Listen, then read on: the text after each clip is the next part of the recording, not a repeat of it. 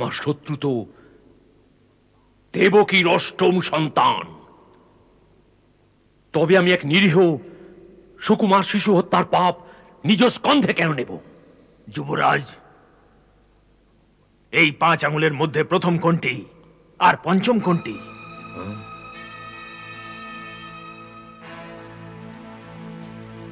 এ কেবল তার উপর নির্ভর করে যে আপনি গণনা কোন দিক থেকে শুরু করবেন।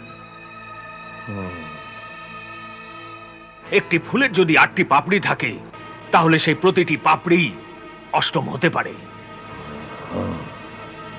একথা বলবেন না যে বিষ্ণু দেবতাগণের পক্ষে, আর তার বিরোধীদের তিনি সর্বদা কৌশলে মারেন। আর এইবার তিনি তার মায়া বিস্তার করে আপনার মনে করুণা ও দয়ার ভাব জাগিয়ে তুলেছেন, যাতে আপনি দুর্বল হয়ে যান, আপনার নির্ণয় দুর্বল হয়ে যায়। হ্যাঁ,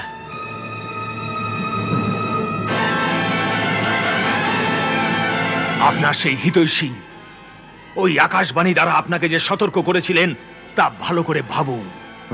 এই প্রথম আর অষ্টমের মায়াজাল ছিন্ন করে দেবকীর প্রত্যেকটি সন্তানের বিনাশ করুন, তখন না থাকবে প্রথম না অষ্টম।